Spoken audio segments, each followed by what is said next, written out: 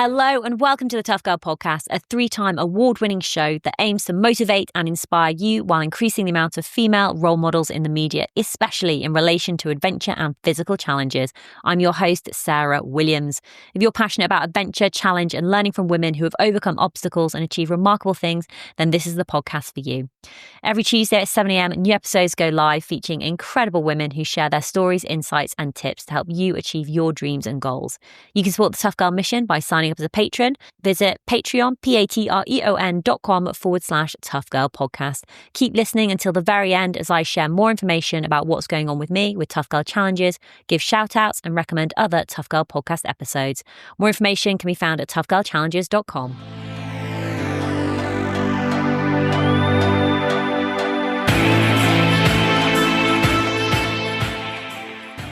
My name is Sherry. I'm a adventure cyclist and content creator. I'm currently based in the Netherlands, but in Amsterdam, but I'm actually from Colombia. But I grew up in Spain, so I've been living around the world, I will say.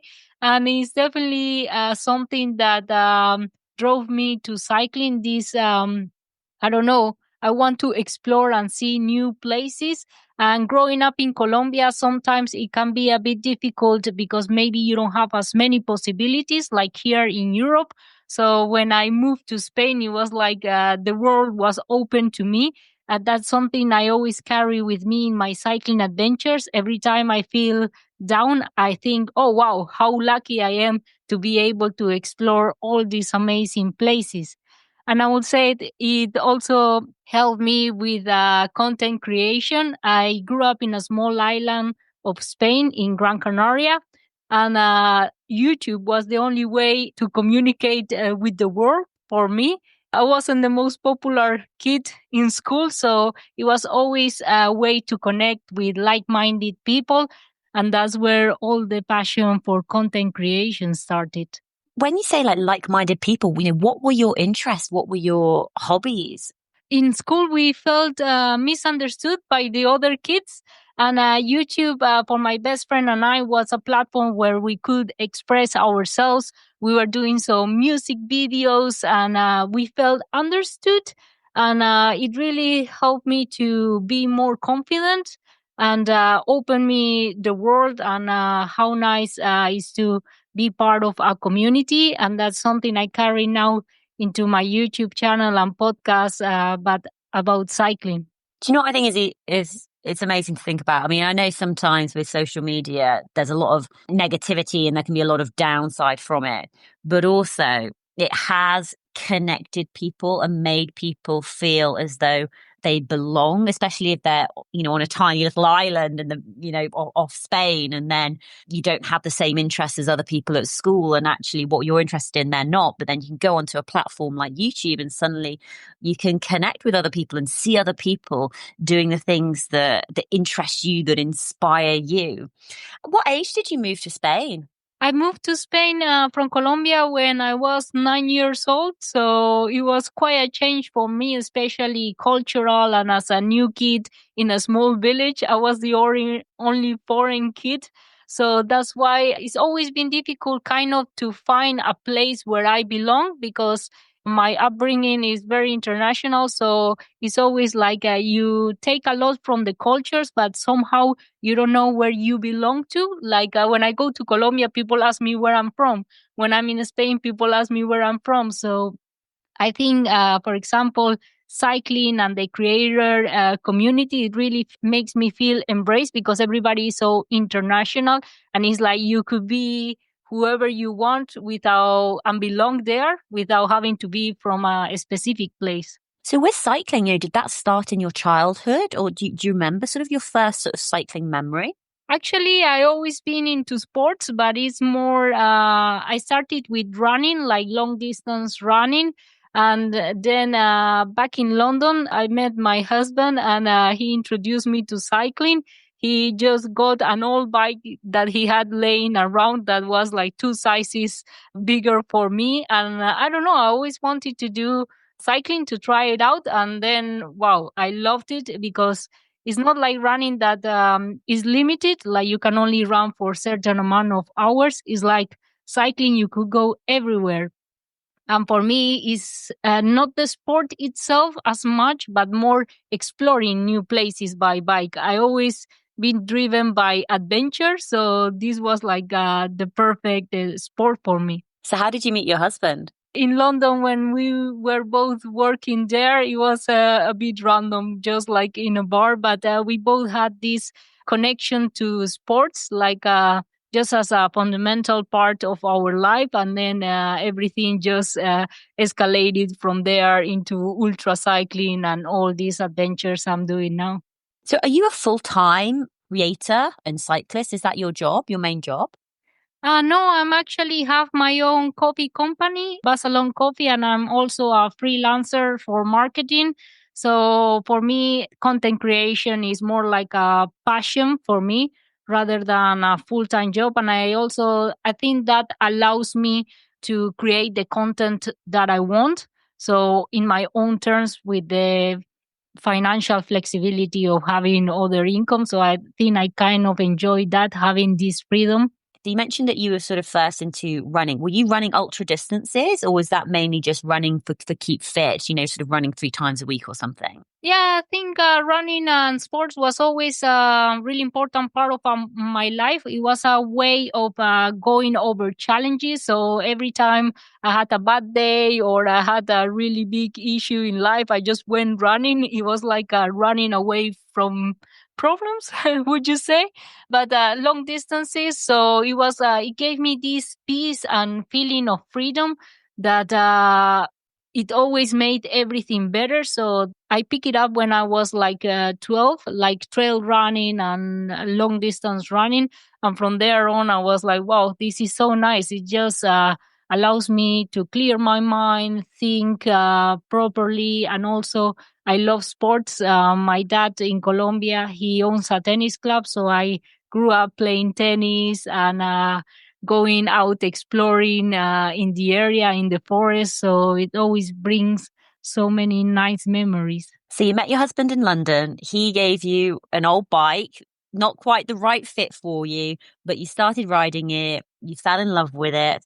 How did your cycling journey evolve? Like, what did that look like? Yeah, to be honest, when I started cycling, I was even afraid of getting out of the cycle lane. I don't know. It felt like something impossible to me. I was like, how people use clipless pedals? I will never manage to do that.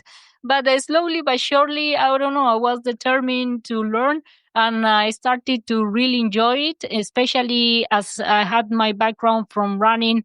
It came easy to me to do long distances. So then we started going on trips in the UK, and then later when we moved to Amsterdam, it was during the pandemic and there was nothing to do. So cycling was something you could do. You could go around the country. So we did that. We did a long distance route that goes around the Netherlands, and we were quite fast. And from there on, we were like, oh, maybe we should try out some races.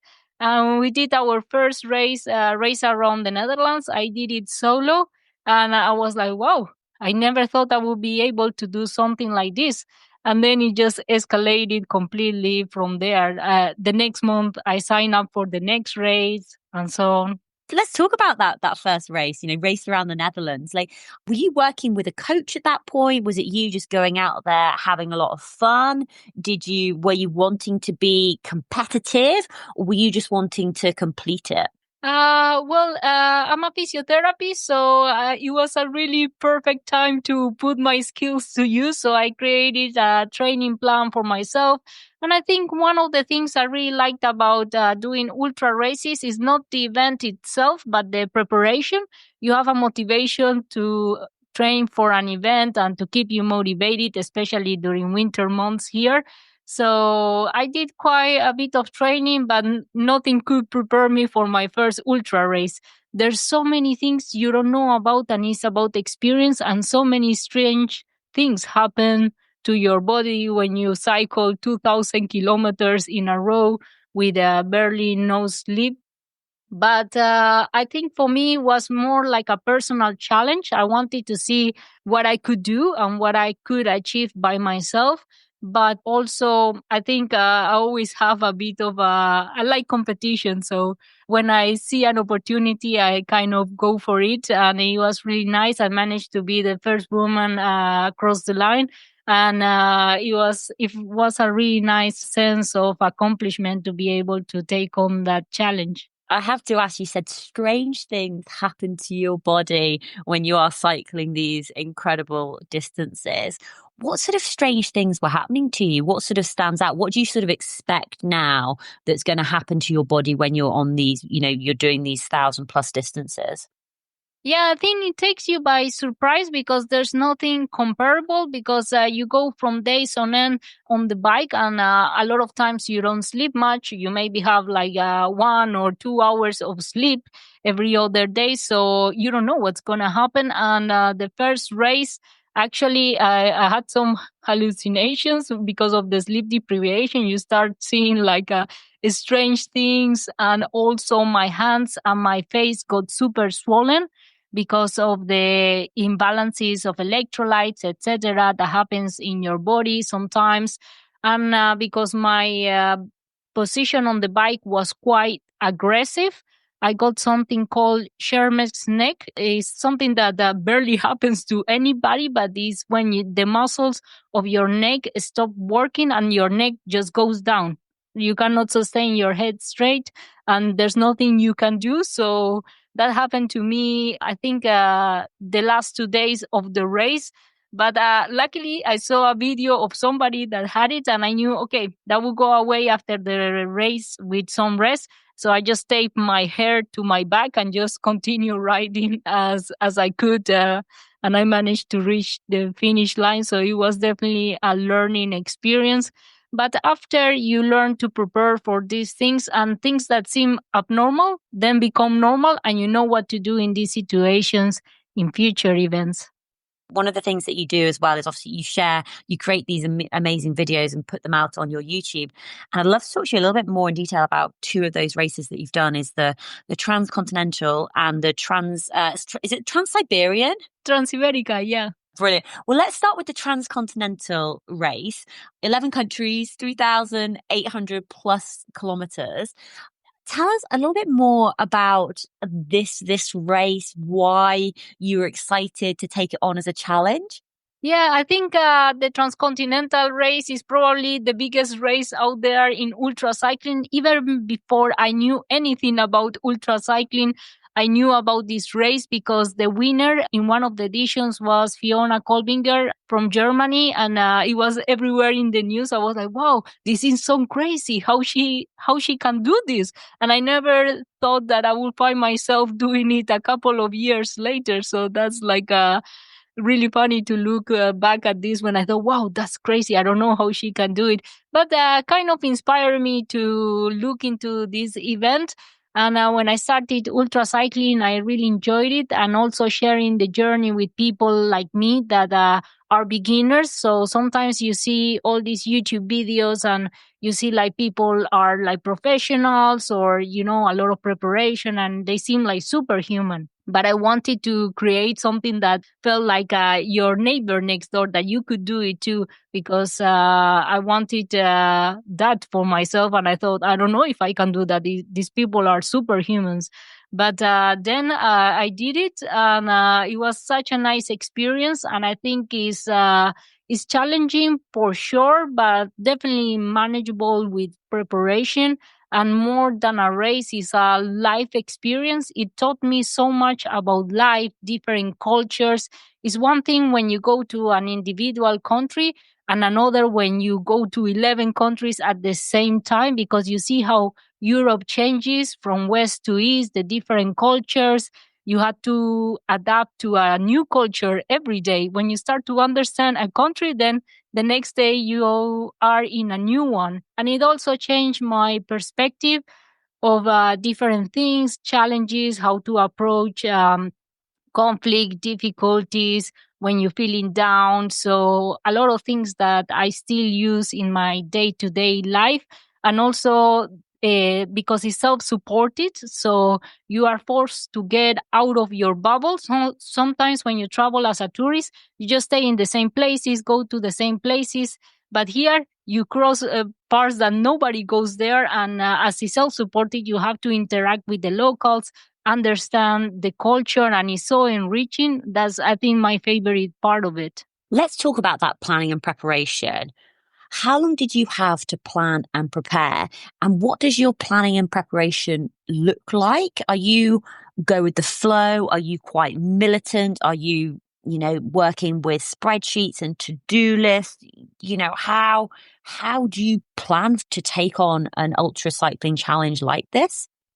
Yeah, so something like the Transcontinental Race is a bit different to other races because it's self-routed, and you also have control points and checkpoints along the way that you need to include in your route and certain rules. So it's very difficult actually to do the planning. So I always tell people the race, you can win or lose the race before it even starts, because the preparation there is everything. So creating your route takes a lot of time. I think it took us like 6 months, but a lot of people work there like a year in advance. And yeah, it's a lot of preparation, going on Google Maps, different platforms to check, okay, is this a actual road? Because in some countries, it's more tricky to know if it's actually a road or not, and the infrastructure is not as good. So there's a lot of things to have in consideration. Also, resupplies, you go to quite remote areas. So if you don't bring enough food or water,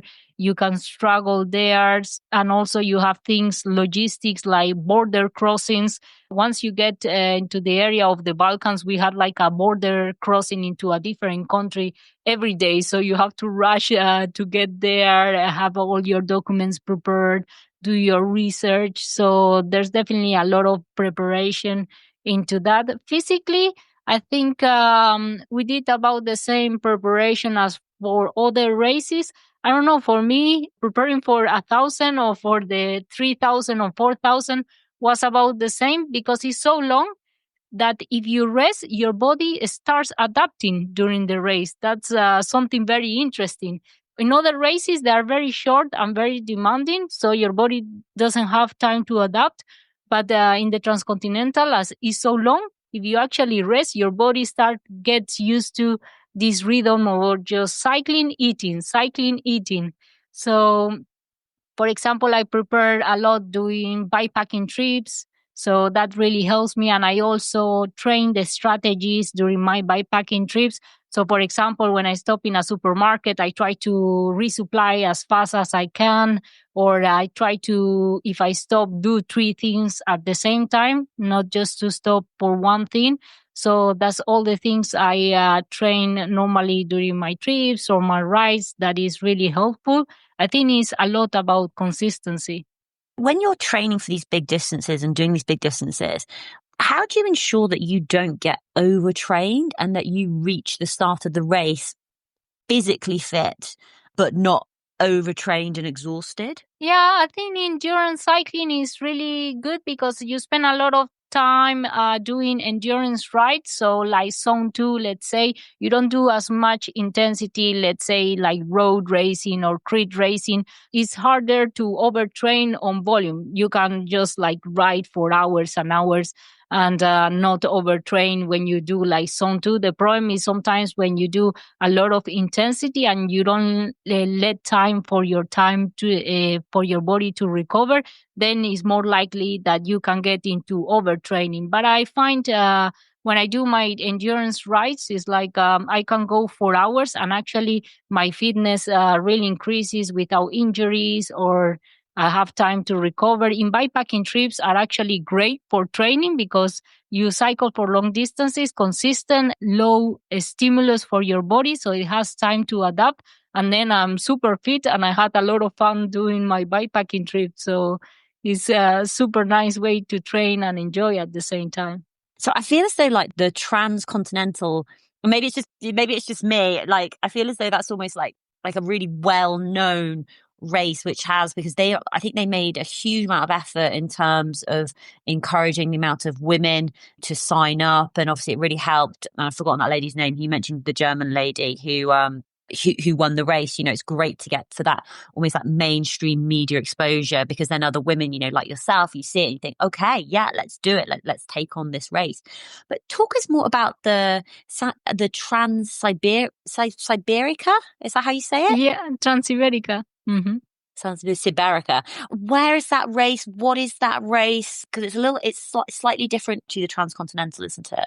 Yes, this one is also self-routed and self-supported, so you create your own route, but it's mostly in countries like in Spain. The edition I did was in Spain and Portugal. So it was a really nice challenge, also a really good way to discover more about Spain for me, because I lived there, half of my life, and then I didn't know much about the country. So it was a perfect way to explore the beautiful areas there. But it was definitely really challenging because it was before I did the Transcontinental. So it taught me a lot about self-routed events in comparison with fixed routed that I then use for my preparation in the Transcontinental race. But this is a beautiful event. I really like the way it's organized, and I'm actually coming back this year. The first time I did it as a pair with my husband, but this year I wanted to take on the challenge by myself and see what I can do there. So I'm really excited about that, because this year it goes to places like Italy, Switzerland, France, and it finish in Bilbao, Spain. And it's also a really cool event because they have a sleeping rule. Like you have to sleep like 4 hours every second day. And I believe this makes ultra cycling events safer, because sometimes people want to do well, but they push too much the sleep deprivation, and that can actually be dangerous and really bad for your body. For example, the first Transcontinental race we pushed a lot on a sleep deprivation, I will say, because we didn't know what to do really, and we got excited about doing well, taking on positions, and we started sleeping like everything was fine, sleeping 4 hours a day, and then we started sleeping the last I think 5 days only 1 hour a day, and then I started to have a lot of issues like saddle sores, headache, heat strokes. And this year we came back and we made the promise to sleep every single day 4 hours in a hotel. And actually, when I finished the race, I felt really good. I mean, I was conscious, I was able to enjoy the landscape. I didn't have any of these issues, but the previous edition, I felt like I didn't enjoy the race as much, and I didn't appreciate the landscapes because I was in a mental state that wasn't good. And I also was in a lot of pain. So I thought, the funny thing is that we end up in the same position this year than last year. So it was like, okay, we had still the same performance, but we were much more recovered because we slept 4 hours. I think that's an amazing rule, actually, especially from the safety perspective. I think that's incredible. But is there any controversy about that sleeping rule, or what does the cycle community think of that? Are most people in agreement, or are there other people who think it ruins the integrity of the race or something? Yeah, I think there's still some debate. Some people that prefers that is a choice of the rider. Some people that really like it. I think it's like with every rule, there's people that likes it and who don't like it. But I think sometimes in terms of safety, because I've seen riders that sometimes you are so focused on the race that you don't make wise decision and you just want to push forward and don't evaluate the risk. I think when you are sleep deprived, you tend to evaluate less the risk of your actions. So you wouldn't take a rest even if you know you need it. But by this rule being in place, it kind of force you to do that and the entire field, because you are afraid, okay, if I sleep 4 hours, the other guy is not going to sleep. So I'm going to lose my position. But if everybody has to follow this rule, it kind of encourage a more safe environment, in my opinion. I totally agree. I think it's actually amazing. I think it's a great rule to have, because actually when you are sleep deprived, you can't make, in my opinion, good decisions. That's why that is that wisdom. Sleep on it. You always make a better decision in the morning if you've got a problem. For the technical people, what's like your bike setup? What bike do you have? And like, how do you set it up for these races? Do you have I was like, this is my like the front bag, the back bag, the middle bag. What does that look like? Yes, so actually my bike setup changes a lot depending of the race. I really like that about ultra cycling is that I always have an excuse to make a new bike build or change something in my setup, and it's not one setup fits all, but there is always your own setup. I see such a nice bike setups in the at the start of the races that I'm like, wow, how did they, find this piece of tech, or people even make their own accessories, etc. But I normally use endurance focused geometry bikes, so for road, because it's a more relaxed geometry, so you don't have as many issues like on your back, on your upper body, or on your neck. In the case of the first race I did, I use a really stiff road bike, like a racing bike, like properly aggressive position. And that's why I had the Sherman's neck. And then I went for an endurance bike, and I didn't have these issues anymore. And if it's off road, I will go for a gravel bike or a mountain bike. So depending of the race, but something I always have in my setup is aero bars, because you can not only go faster, but also you can rest your hands. After a few days, your hands are really tired, and sometimes you lose feeling in your fingers. So having an aero bars to just rest your hands is something that is really useful for me. Also, I go for a more conservative gear ratio, because people underestimate that you go in there with a loaded bike, so you need more gears to go uphill. So I always try to go for a generous gear ratio.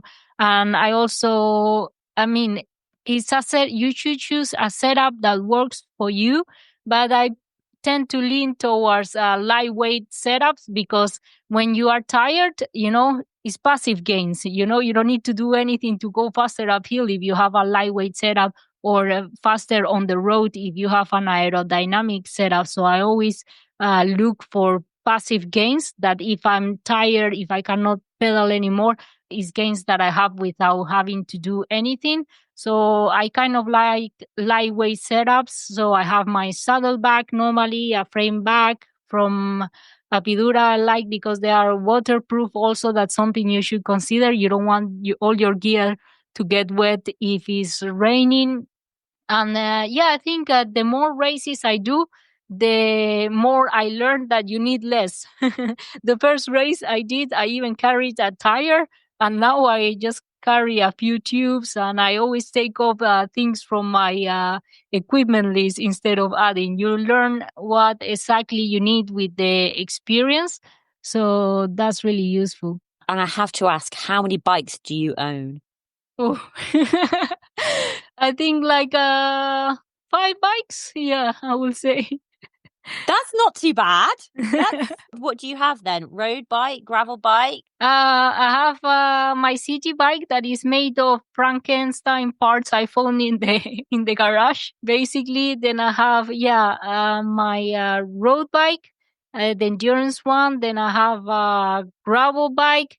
Then I have a drop bar mountain bike that I'm using for the race I'm doing in a few days in Morocco. Then I have what I call my granny bike, which is the city bike, the old one, the Dutch style one that doesn't even have brakes and have all your baskets to carry your shopping. And then how many does your husband have? Oh, he has more than me. I think like 7 or so. Do you have like a room in your, like a cycle room in your house? Yeah, I actually started with the garden shack, but now like the living room became like the YouTube studio bike storage. We have so many bikes that my living room is like a bike shop now. But the good thing is that we both love the same, so there's no arguments there. Oh, I love that. I love that. And tell us about the race in Morocco. What's that race you're competing in there? Well, it's actually, I haven't been nervous for a race in a long time, but this is my first properly off-road ultra race. It's in the Atlas Mountains in Morocco. It's in very remote places. So I'm going there. It's more like a mountain bike race. So I never had a race that it was in such a remote places, like sometimes, 100 kilometers with nothing around you. So it's exciting, but a bit frightening also. And but the landscape looks really beautiful. And going back to what I said before, I went to Morocco a few years ago as a tourist, and I felt I didn't experience the real country. I was just in a resort, as I barely left the resort. And then I saw the pictures of the races. I was like, wow, I didn't see any of this when I was there. So I was like, wow, I really want to go and explore the real Morocco and interact with the locals. So I decided to sign up for the event. I was a bit concerned about how remote the areas are, but I say, okay, let's just go for it. So what's the distance and how many days will it be taking roughly? It's 1,300 kilometers, and I hope to take like about 4 or 5 days, but it will really depend on the conditions. Sometimes there's years that they had snow and -7 degrees, and some of their years they have like a really hot days. So it's really like it could be very extreme. Are you good in the heat? I would say I'm okay. I used to struggle a lot, but I learned some strategies that really help me. So, for example, making sure you are hydrated and also electrolytes. I think that's something that people underestimate in the hot races. Really paying attention to that really help during hot races like the one I did called Badlands in the Spanish desert, that it was 40 plus degrees. And I would just make sure, like, to always have electrolytes, stay hydrated, use sunscreen, because people underestimate that when you burn your skin, you compromise also your immune system, which is already quite weak during these kind of events. I mean, do you get ill after your events? Like, how long does it take you to recover from them? Depends how I approach it. For example, as I mentioned, the first transcontinental race that I didn't sleep much, it took me months to recover. Like, my power was down, everything was down. I lost feeling in my fingers for like 3 months. I was getting locked in my bathroom because I couldn't turn the handle sometimes because my hands were so numb. And after the second one, I think the second transcontinental, I felt like new after the race. So I was like really a few weeks and I was recovered. So going back to what I said, sleep and having some rest during the race really makes a difference also in your recovery after the event. Now, you also have your own podcast as well, which is fantastic. Would you like to share a little bit more about your podcast and what people can expect from it? Yes. So, I started the Barcelona Cycling podcast that is on YouTube and Spotify and Apple Podcasts. Actually, because of the races, there were so many stories from riders after the races that were so much fun and that taught me so much. And I was like, oh, that's a pity that only I can hear it. So I thought it would be nice to create a podcast and a platform where I could interview people to share these amazing stories, and also on the YouTube videos, the races. But the races tell more the story of the race, and it's about more focus on my race itself. But it's so nice to have the podcast and share the experience also of other riders or things I find interesting in the cycling industry that you necessarily don't want to do a full video about it, but you just want to share the story for people that are interested about it. So for me, it's more like about creating a journey and a platform to share all these cool experiences. Oh, fantastic. So it's called Buzz Along Cycling Podcast, and it's the latest insights about cycling, ultra cycling and bikepacking. Tune in the last Wednesday of every month at 4 p.m. Absolutely brilliant. And how are you finding the whole YouTube thing? Like, how do you find, like, filming and recording like your events? Like, it adds a different element to the whole process. Yeah, exactly. I mean, I love doing YouTube videos. For me, it's my passion. As I mentioned, was my way to connect with like-minded people when I was a teenager. And it's really cool because for me, it's like putting a puzzle together. and then creating a story. For me, it's a bit of an art. It's really cool once you see the results, and also a nice memory. There's so many things I forget about the races, and then I watch the YouTube videos like, wow, I completely forgot about that. So it's really a cool experience also for me, and I appreciate a lot of the viewers that watch the video and then write me, oh, I want to do the race also, and then they send me pictures when they did the races. So that's something that makes me really happy to see that it helps to encourage more people to take on these kind of events. But it's been a really nice journey. It's grown quite a lot, but I think it's quite challenging to film videos during races. I think a lot of the times people underestimate how hard it is. Sometimes you go to a race and they think, oh, the content creator, like they put you in a box, like as it's not hard to create content during the race, you still have to do the race plus creating content. But it's a nice experience. I really enjoy it actually, because when I talk to the camera during the races, I feel like there's somebody there with me to listen to me. So sometimes when you are alone for days, your mind starts wandering, you are a bit down. So like this, I feel like I'm talking with a friend sometimes. So it's really nice, but it's definitely you have to think, okay, I stop. Maybe you could ride fast a section and you will just stop to capture the view, etc. So that definitely takes a lot of time also carrying all the equipment. But I would say it's worth it to capture all the journey and be able to share it. So you mentioned that your next race is going to be in Morocco. What other plans or adventures or races do you have for 2025? Well, for 2025, I have Atlas Mountain Race in Morocco in a few weeks. Then I have Utrecht Ultra, that is a ultra race here in the Netherlands and Belgium. Then Race Across Belgium, another one is more local races.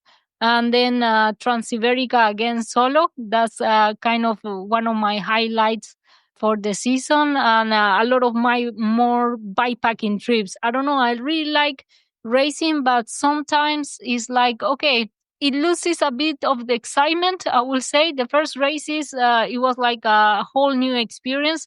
But now I'm like, okay, I want to do some more bikepacking and actually have the time to stop in the places I visit.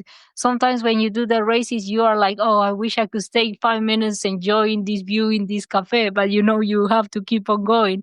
So I think having more adventures and taking it a bit more easy, doing long bikepacking trips is something I want to focus this year.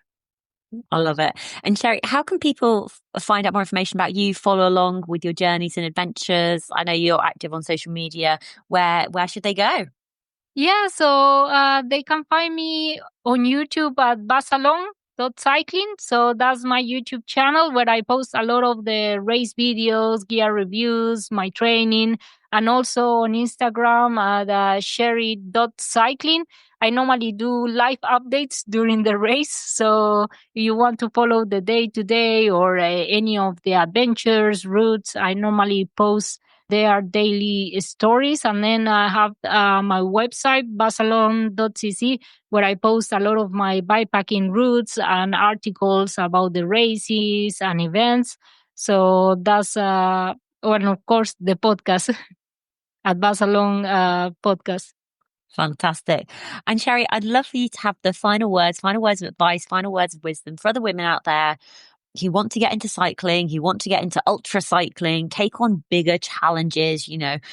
What advice would you like to share with them? But please don't say just do it. Any other advice apart from that, and you can take that in any direction that you would like. Yeah, I think knowledge is power. So if you prepare yourself for these events, there's much more you can accomplish that you think you could. The first events, as I mentioned, I never thought I would be able to do something like the Transcontinental Race, but I prepared myself. I learned about it, and then I was capable to do more things that I imagined. And I think sometimes you have some fears or concern, but when you learn about it and you are prepared for it, you are likely to be able to overcome these obstacles. And it's such a rewarding experience that is like nothing else I experienced before. Absolutely. Knowledge is power. Sherry, thank you so much for coming on Tough Girl Podcast and sharing more about your passion and love for cycling and ultra cycling. It's been amazing to speak to you. Best of luck with all of your cycling challenges coming up in the year. I know that you'll give it everything you've got, and it'll be fantastic to follow along and be part of that journey with you. Thank you so much.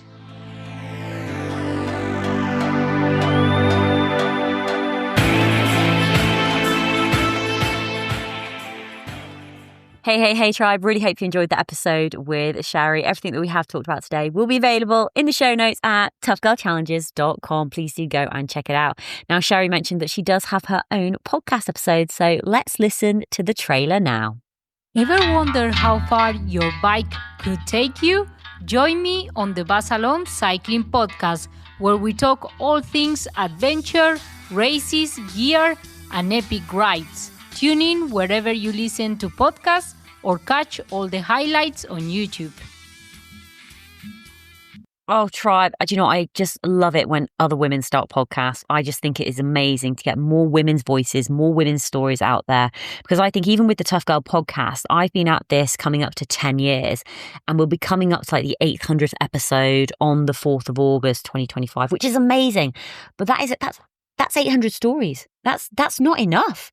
And I've got, waiting lists of like over 100 women that I want to speak to. I also want to catch up with, previous guests who've been on the podcast, see what they've been up to in the interim of when we first spoke to them. There are just so many niches. Like you could do a podcast on women, swimming the English Channel, women running ultras, just one ultra, like pick one ultra. There's so many women doing it and learning about their journey and their training and what they've gone after. So any women starting podcasts, absolutely go for it. And if you're interested in starting a podcast and you think, how do I even start? Give me a shout, send me an email, sarah@toughgirlchallenges.com. Happy to share my knowledge and to help you get your podcast out there as well. Because, more women's voices, absolutely for the better. Now, in April, we are doing shout outs to members of the Tough Girl tribe, the incredible women, patrons, supporters, listeners, previous guests on the Tough Girl podcast who are out there, just to be honest, living their best lives and inspiring other women to do the same as well. Big shout out to Tiffany Coates, who is in Nepal for 3 weeks, heading off to lead an all-female motorbike group across the Himalayas. I mean, come on, how epic does that sound? So Tiffany's been on the Tough Girl podcast twice, and we did a face-to-face live recording at the Armchair Adventure Festival last year, and she's just such a powerhouse and a phenomenal woman, an amazing storyteller. And I love the fact that she's following her passions but inspiring other women to do the same. Like, how badass is that? An all-female motorbike group going across the Himalayas, just inspiring. I just hope you have the most amazing time. I've never been to Nepal, never been to the Himalayas. I've heard so many incredible stories, and obviously it's on my bucket list. I'm sure it's also on your bucket list as well to get out there, but just have a wonderful time. I just love that for all of you. Eleanor Griffith, Griffiths. Eleanor, oh wow, now this is pretty epic. I'm gonna have to say this slowly. So Eleanor is continuing her 60-60-60 challenge, which is 60 paddles and 60 miles at age 60. Her next longest run on April 5th. So April 5th has been and gone, but I hope it went super well. Vale of Glamorgan, which is a mini ultra, 18.5 miles. You're currently at 31 out of 60 miles and 39 out of 60 paddles, which is absolutely incredible. And you are raising money for 2 charities with personal connections. The first is Target Ovarian Cancer and Bristol and Western Hospitals charity. Absolutely brilliant. And congratulations on completing the Forest of Dean half marathon. Do you know what I love about this is it's a personal challenge to you and your interests. So 60 paddles, 60 miles at age 60. I love that. 60, absolutely fantastic. But also you're raising money for in charities which are really important to you, because that's going to keep you motivated to keep going after these runs and to keep going after these paddles, especially when, the times do get tough. absolutely inspiring. Very, very proud of you. And this is what I love, just women following their passions, whether it is heading off to Nepal to ride a motorbike, or if it is doing 60 paddles or doing 60 runs, whether it's a half marathon in the Forest of Dean or doing a mini ultra and ultra. It's doing things that you love and that you enjoy. And if you haven't set your goal, like, or, you might have dreams. Write your dreams down. It's so important to get it written down and just figure out, hold on, what do I want to do? And I mean, I don't know who quotes this, but you have one life. You've got one precious life. Do not worry about what other people think of you. Their opinions do not matter. What matters is that you look back on your life and think, yeah, I said yes to that trip. Yes, I signed up for that race. Yes, I signed up to that challenge. Yes, I committed to doing a hard thing, because you can do hard things. You can do tough things, but you do have to start doing them. Absolutely, 100%. So, do you know what? No time like the present. If you've been waiting for a sign, this is your sign. I am telling you, Sarah is telling you, go for it. So I think hopefully by now you will know how I end the Tough Girl podcast. But before I end it, if you'd like to support the work that I do, then please do go and visit Patreon, patreon.com/Tough Girl podcast. And you can sign up as a patron, come and join the Tough Girl tribe, support the mission to increase the amount of female role models in the media, especially in relation to adventure and physical challenges. It really does make a massive difference. Help to pay it forward, help to inspire not only the next generation, the current generation, the older generation, your friends. It really does make a difference. So all that's left for me to say is, wherever you are, whatever you are doing, give it your all, give it 110%, get after it, go for it, believe in yourself, because I believe in you. Take care, lots of love, and I'll speak to you soon. Bye.